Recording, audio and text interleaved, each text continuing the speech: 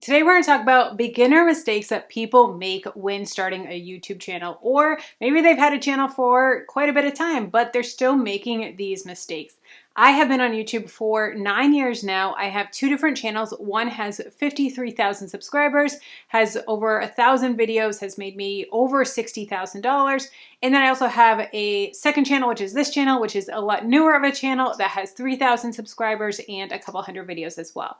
So I have made well over 1,000 video, made over $65,000 between the two channels, and I have made a lot of mistakes on YouTube and have studied YouTube. I actually teach people how to start YouTube channels as well when I teach online side hustles. So today we're going to talk about beginner mistakes that you may be making.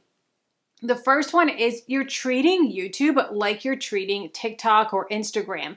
And that is, you're just making videos to make videos. You're not taking into consideration search. Now, search is something that is really going to help to grow your channel to get your videos out. With algorithms like TikTok and Instagram, it's a lot more of a community based. It's more of story times and just, hey, this is what's going on. I just, saw this crazy fight, or I just saw a SWAT pull up. I'm going to take a video of it, and different things like that. And those videos will often get pushed out just because of that type of algorithm, whereas YouTube is way more search. YouTube is actually the #2 search engine out there. #1 is Google, and #2 is YouTube, and YouTube is owned by Google. So they work hand in hand. A lot of times when you're searching for something, YouTube videos also get pulled up as well as suggested. So leaning into search for your topics is a great way to get your videos out there. So when you're creating videos, you want to think of them almost as a series, and you want to bring your viewers on a journey. So that way they're not watching just one and then going to a totally different topic. You want to leave them wanting more. You want to leave them and think about what is the next step in this process. What's the next question that they're going to have, or what's something that they may be like, oh, I don't know how to do this. For example, I have a lot of videos on Thrivecart. Thrivecart is the platform that I use for my courses, and so I'll create tutorials. So if I have a video that is talking about Thrivecart's pricing, I'm going to help go over the pricing methods. Then at the end of that video, I'll say, let's keep the conversation going. If you want to see a full walkthrough of the Thrivecart platform, check out this video here. And if you want to see how to build a sales page in Thrivecart, check out this video here. So it's going to bring them on the next step. So if they're looking at pricing, okay, they may say, oh, you know what? I want to see what it looks like, or, oh, I want to know how to set up my account. You want to think about the next step that they're going to take in that journey. If you are, talking about makeup and you're doing makeup tutorials, you may say, hey, we're going to talk about how to properly apply your foundation, or 6 mistakes that you're making with applying foundation. Then the next video may be on setting sprays and how to set your makeup. That's the next thing that's logically going to go in their head. So you want to have that pre-planned when you're planning your videos of what's next in my algorithm, or what's the next question that they're going to have. Now, one thing that I will say, a little hack that I've learned along the way, is I'll actually look in my YouTube analytics and I'll look at the CPM rates of my most recent videos in the last 7 days. And I'll see if there's anything that has a high CPM or high RPM, which is cost per milli, what YouTube is paying me. And I'll see if there's any way that I can tie that video into it. And I've seen a huge uptick in some of my videos that are making more money because it has a high CPM, and I'm pointing them to that video. Now, when you are doing this, keep in mind that CPMs fluctuate.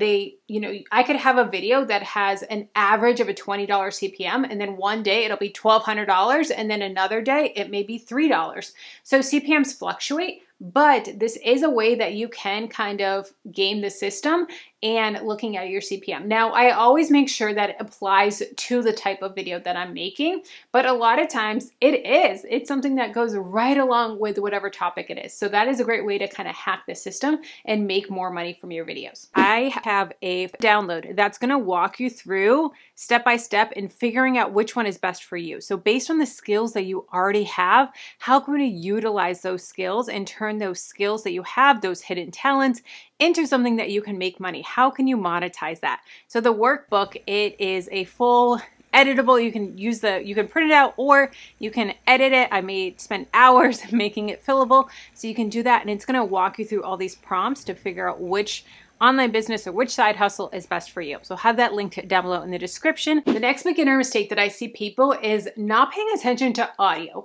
Audio is something that is challenging on YouTube, and honestly, audio is a lot more important than lighting. Lighting is something that people think that they need, but honestly, just sit in front of a window or get some box lights or something, a ring light on Amazon. I'll have some of my favorites linked down below in the description. But audio is so important when you are filming. A lot of times people will drop off if it's crappy audio. I know that if there's weird ringing, then I've just left and said, I can't watch this, like sensory overload.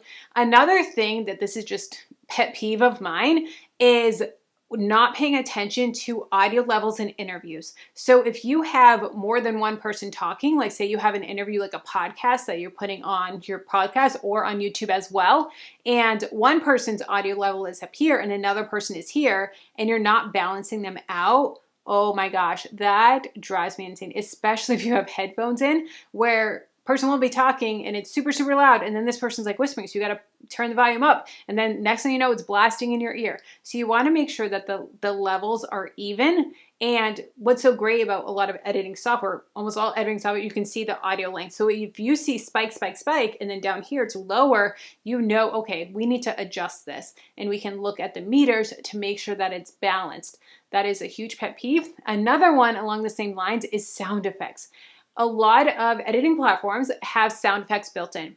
I personally have found that they are way too loud, and you'll have like a cha-ching or a click or, a swoosh in, and a lot of times they are just so loud and overbearing. So you want to make sure that when you're listening to them, it's great to edit with headphones because it makes everything so much clearer, and you can hear the background noise. You can hear all the different things that are going on in a video, but a lot of times you need to bring those sound effects or background music way down, way down. You don't want background music or sound effects to be overbearing where people can't understand what you're saying. The next beginner mistake that people make with YouTube videos is they are prioritizing views over audience retention. Audience retention is way more valuable in the analytics and in the algorithm than views. A lot of times people do these clickbait views, these clickbait titles, or these clickbait thumbnails, and then people just drop off because it's not what they wanted.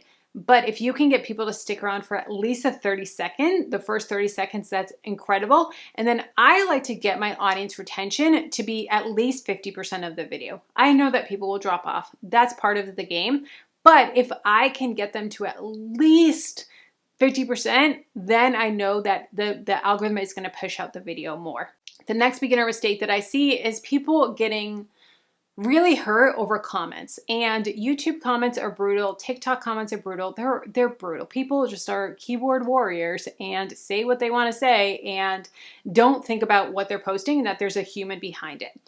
One thing that I was told very early on, and I tell all of my students this and people that come to me for YouTube coaching, is get excited when you get that first mean comment. I know that it sounds counterintuitive, but if you get a mean comment, that is the algorithm pushing out your video. So think about it. When you start on YouTube and you start building your community, you start getting your first subscribers, those people are your diehard fans. Those people are the people that are going to support you and love you and encourage you.